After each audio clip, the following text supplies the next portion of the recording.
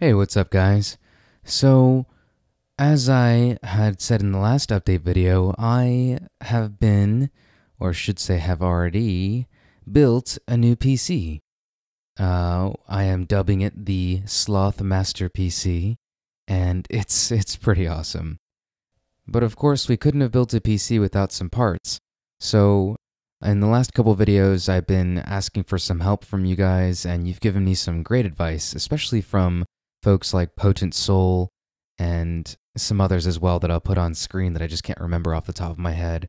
But special thanks to you guys because you've saved me from wasting a lot of money and from buying parts that would be mismatched or require a BIOS update or something crazy like that. Things that would not have enabled the build to go as smoothly as it did. I'm actually watching the footage as I'm recording it, so I'm going to try to remember everything as opposed to just writing it down and reading from like a script because that's just not genuine.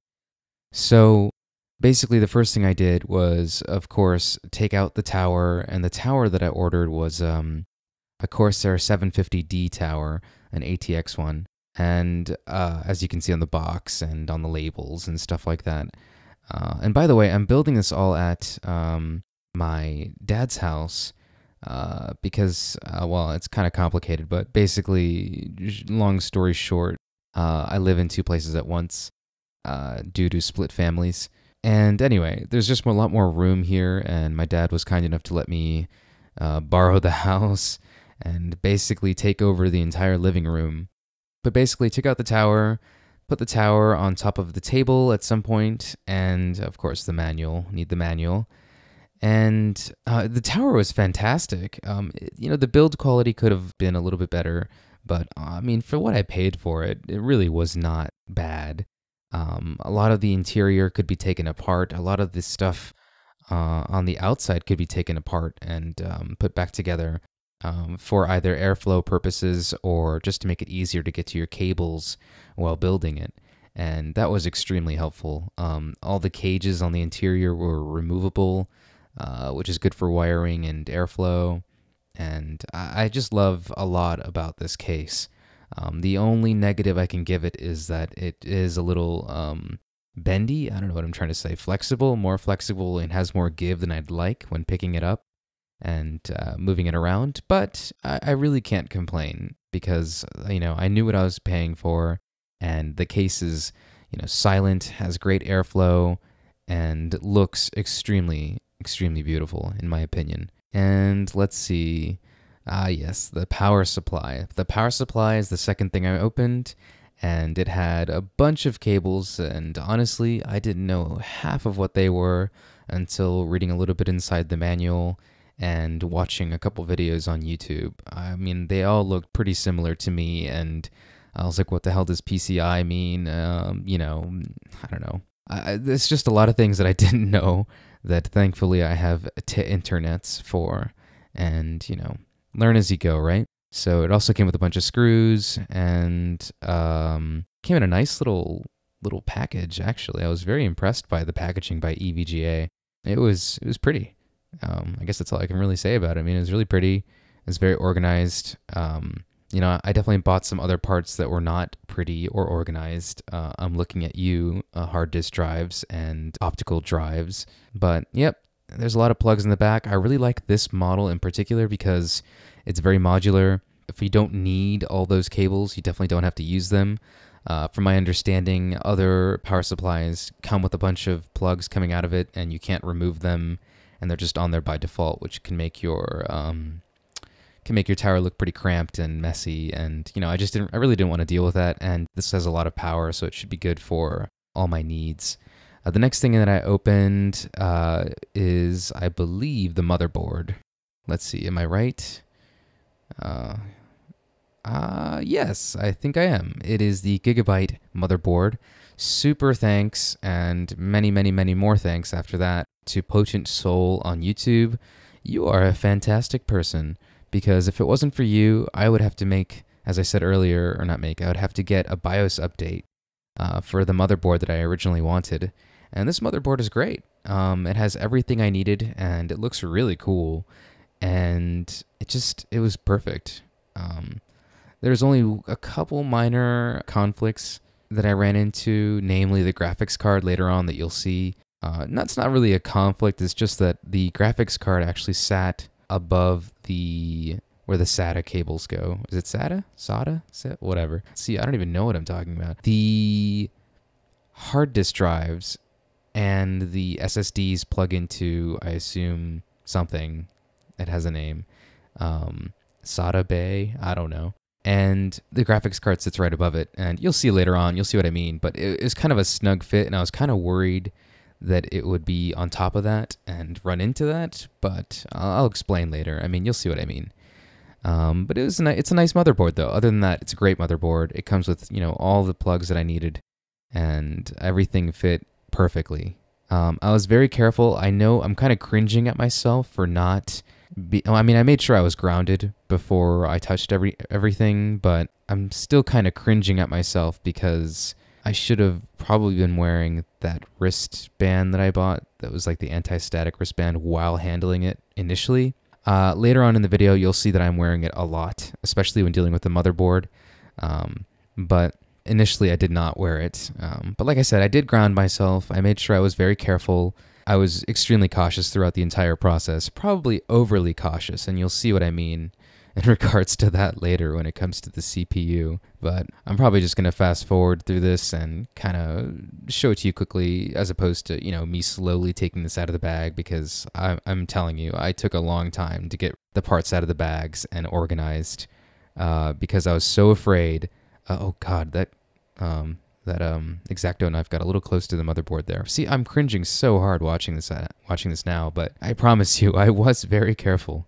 Moving on, we have the CPU, which I bought an i7 processor, clocked at 4.0 gigahertz, and inside was obviously the CPU, but also a heatsink, which I had no idea there'd be a heatsink in there.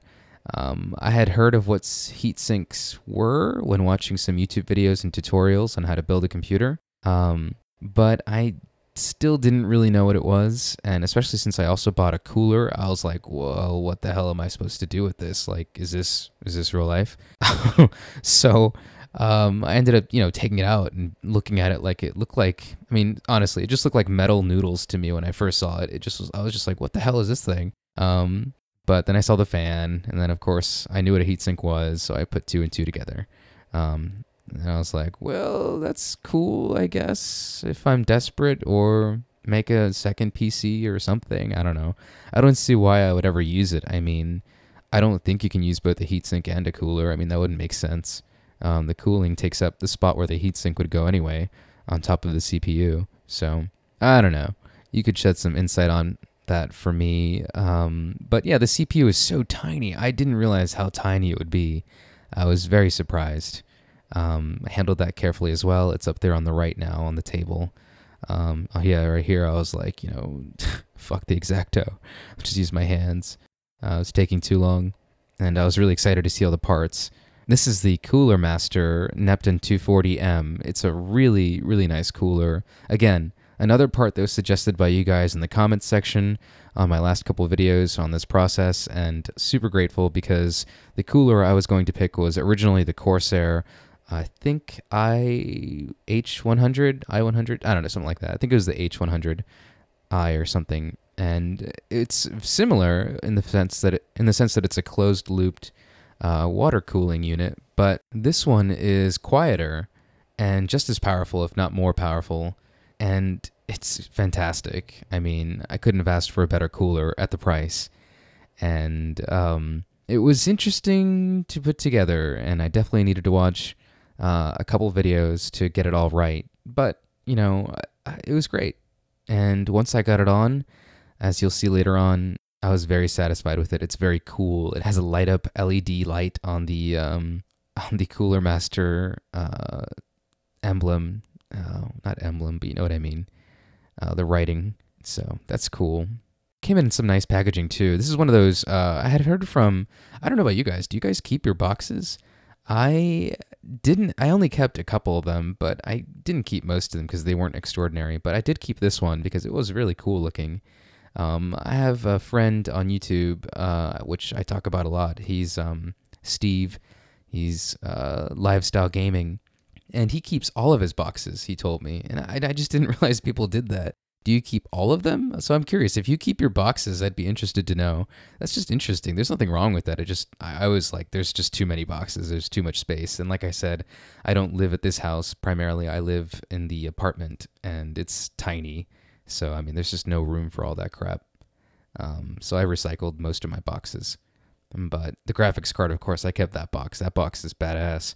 And EVGA's box is great, and the Cooler Masters as well. But a lot of extraordinarily ordinary boxes, like the ones that came with the, HDDs and SSDs and optical drives, and even the RAM wasn't that special. So I was like, whatever. So yeah, I kind of looked up and down and all around for the cooler. I really was kind of like, well, I kind of know what this is, sort of. I'm going to put you over there because I'm going to figure it out later. And then the graphics card, which was super cool. We got the GeForce GTX 980 Ti, the super clocked one. Of course, 6 gigabytes of VRAM, and at a pretty good price, actually. I initially was going to get, and I was very set on getting the gigabyte version of this graphics card, but people kept telling me, no, go for the EVGA. It's going to be a little bit cooler. It's, going to be worth the extra money. And really, it wasn't that much extra. I ended up finding it down at the store that's around me called Micro Center. And I got a great deal there. And they price matched and everything while in there. And it ended up not being that much money compared to what it could have been and was going for on Amazon at the time. I mean, there were some outrageous prices on Amazon, like upwards of $900. And there's just no way I was going to pay that when the gigabyte version was more readily available and like $600 something. So either way, it's a lot of money either way, but there's just at some point you have to either compromise or wait, and I wasn't really willing to do either. But it ended up working out, and the graphics card came in very quickly. And by quickly I mean I went to the store like in one day and bought it after getting every other part the same day. So it worked out very well. The box is cool, so I kept that. It came with some stickers and posters and little magnetic things, and I was like, oh, that's cute. And I don't know if I'd really use that stuff, but, it was nice of them to give it to me as a gesture. Graphics card came in this plastic wrapping, encasing, I should say, and was a little heftier than I thought. It was so much bigger than I thought it would be. I was like, damn, this thing's going to fit in here? Like, oh, well, there's a lot of jokes that could be had about what I just said, but you know what I mean. Let's be mature about it here. It came with some cables. What else did it come with? Yeah, more cables. Stuff that I didn't really know about, and that's one of those little emblems that it came with. I assume you can put it on your keyboard or fridge or something else more worthy of it. I don't know what the hell you'd do with it. I was kind of like, I don't know, whatever. And then this little booklet and everything else that was telling you, where to download the drivers. And I ended up not actually going to EVGA's website to download the drivers. I just downloaded it through NVIDIA's GeForce Experience, and that worked out very well. But yeah, I opened it up carefully, and it was very neat. Like I said, it's so hefty. I guess when you see graphics cards in a computer from a distance, or you just think about it, at least for me, I always thought it would just be this little thing. I was pleasantly surprised.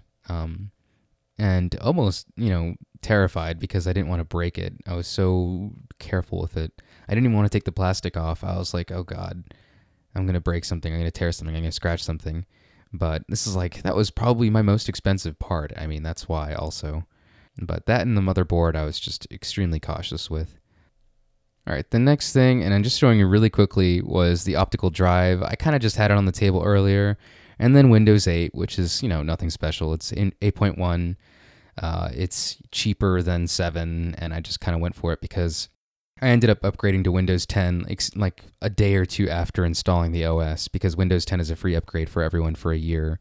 And I got my update right away, basically. I didn't wait for manual updates. I just went straight to their website and downloaded the media tool and just went for it.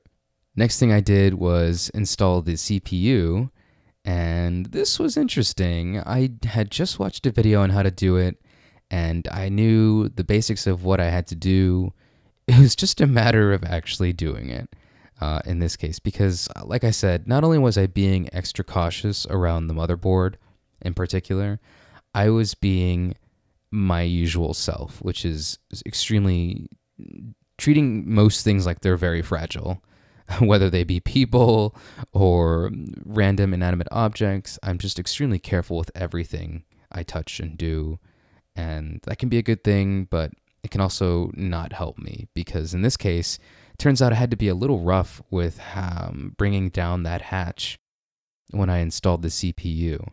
And, I had been told or read or heard, whatever, that there would be a little bit of give and I'd have to tug at it a bit to really bring it down. But I was just not expecting how much force I would actually have to exert, and was afraid that I would break it. So I was very careful. I made sure not to touch the back or even the front, really. I just touched the sides and the top, and, and just mounted it in.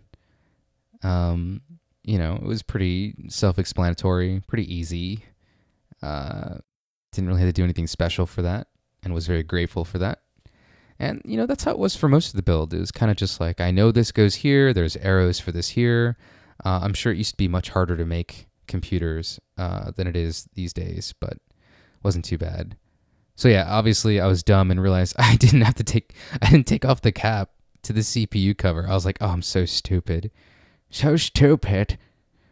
And here's where it is. This is the part that I just could not seem to get properly, because I was being so careful. It was like, I'm trying to think of an example of what kind of force I had to exert. I guess I would compare it to a hole puncher in terms of how much strength you'd have to put through. I mean, it's not the same, but I don't know. It's hard to explain. Anyone who's built a computer probably knows, but I was like, holy crap, this thing's going to bend, warp, and break, and it's going to, this hinge is going to come off. And then right there, it kind of did, and I was like, oh crap. But, after probably 10 attempts, I finally did get it, and was kind of just like, well, if it breaks, it breaks. Screw it. Let's do it. And I did it.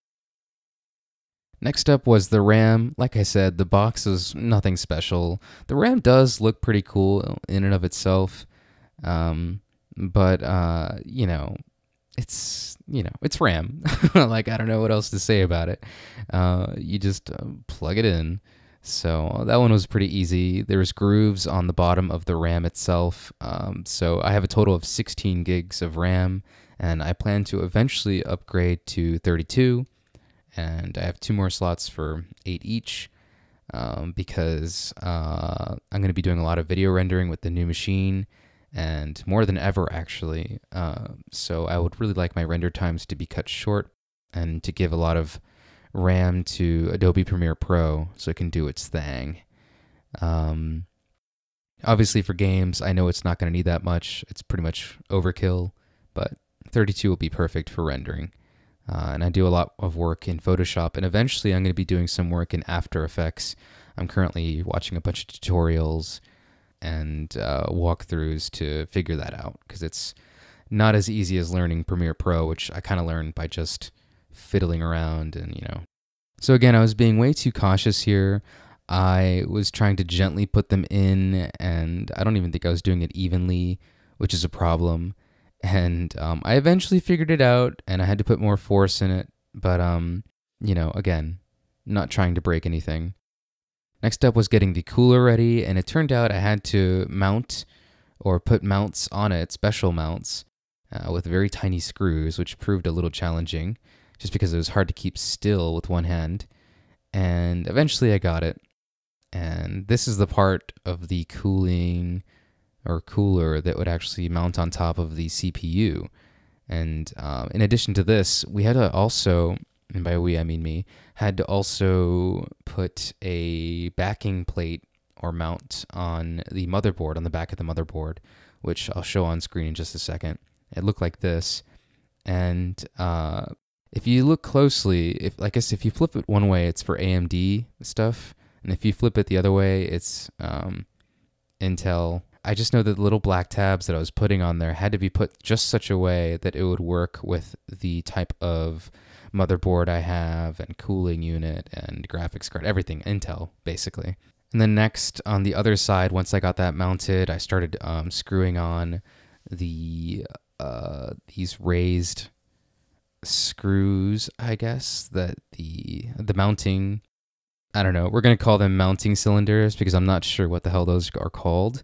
I just knew that they went there based on a video. And can you believe it? I really don't know what I'm talking about. I managed to build this computer, so if I can do it, so can you. I put those on, very easy to screw in. I am wearing that wristband, so don't worry, I am touching all the parts and stuff, but I'm wearing an anti-static wristband. And putting these in was pretty easy. I obviously didn't need a screw. You can just use your fingers. And I was very careful not to scratch up the motherboard because I had read that these can do that if you're not careful. And so, I mean, it's kind of tight, but it's not too tight. And that's what the cooler was screwed onto. All right. Before I could even get the cooler mounted, though, the first thing I had to do was attach the radiator to the top of the cage, the tower. And I've heard some people put it on the outside. I ended up just putting it on the inside.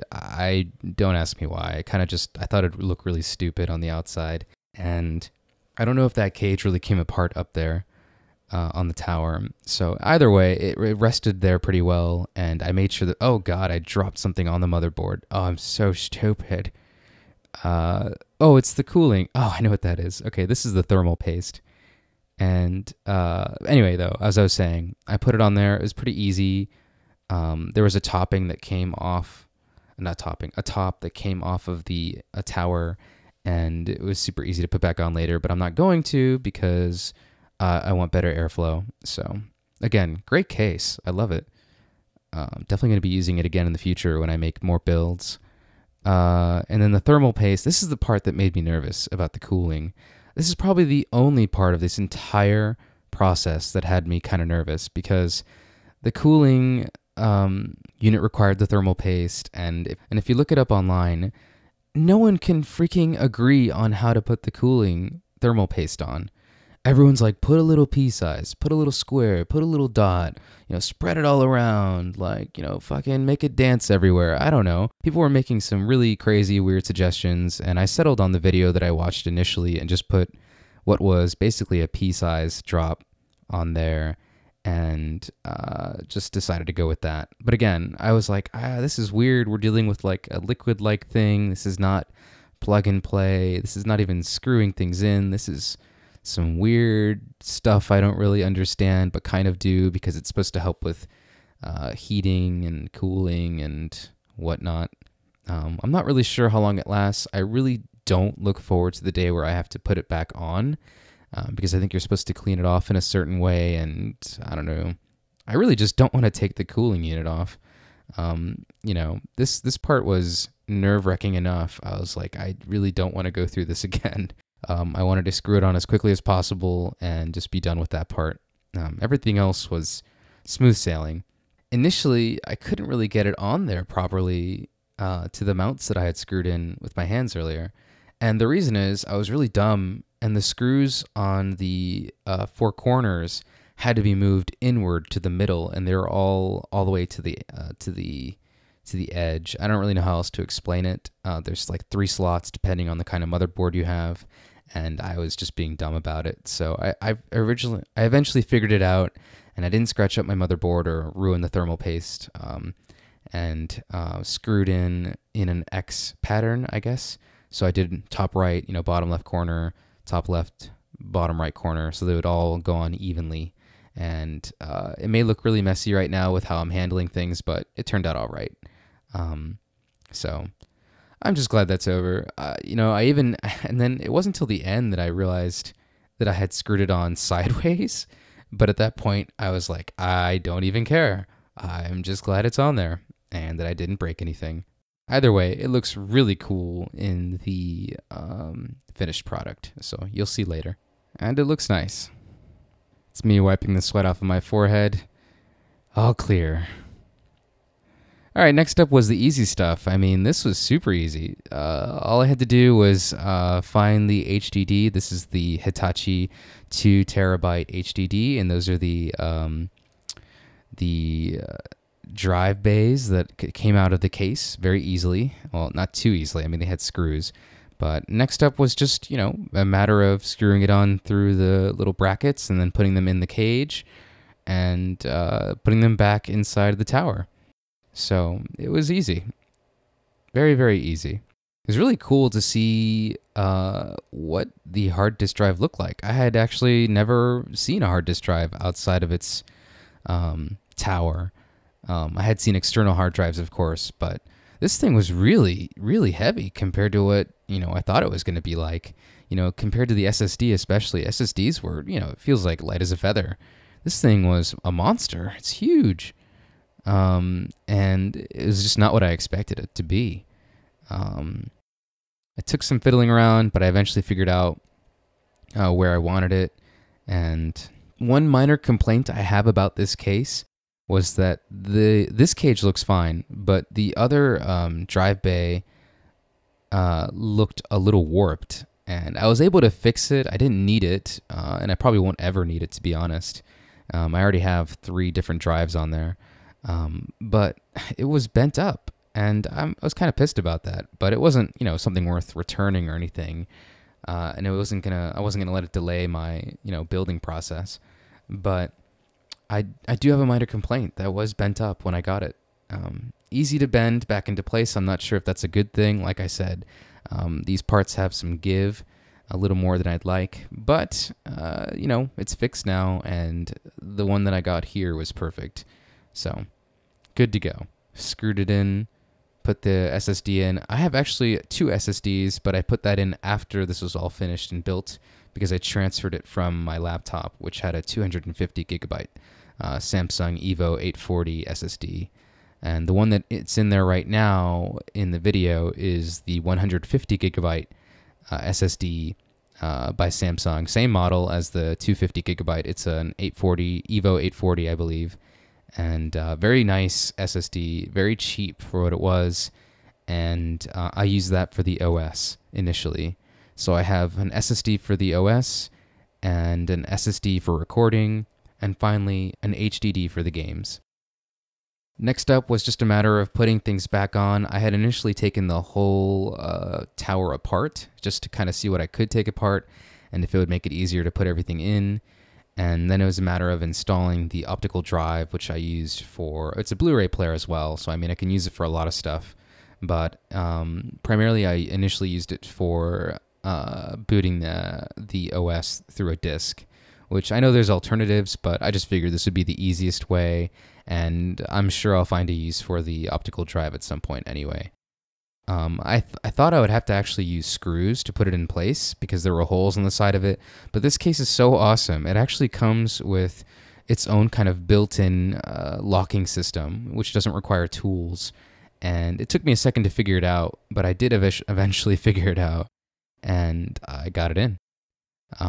It was also, at some point around here, it's not recorded, but I was having some trouble getting it to look flush with the front, and it turns out it's because I had not pushed in the front cover all the way, so that was kind of frustrating and just a stupid mistake by me. But it looks great now, it's all flush and looks great.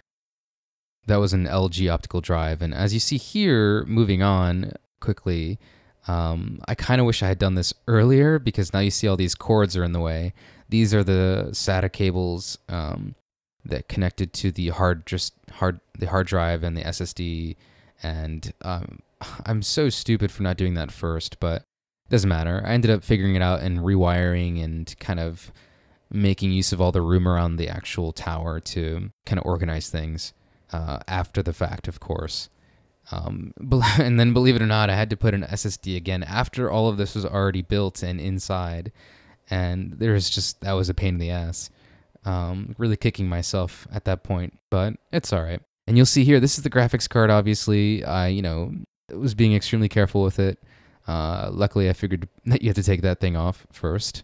It's kind of like the RAM and how it kind of sits in there. And I noticed right away that on the far left, I have to unscrew these, what I assume is like a bay of some sort. And I had to unscrew 2 of them, I think, and move them out of the way for the back of the graphics card to stick out so you could plug in your monitor and all that stuff. Getting it in was a little tricky just because it didn't fit perfectly.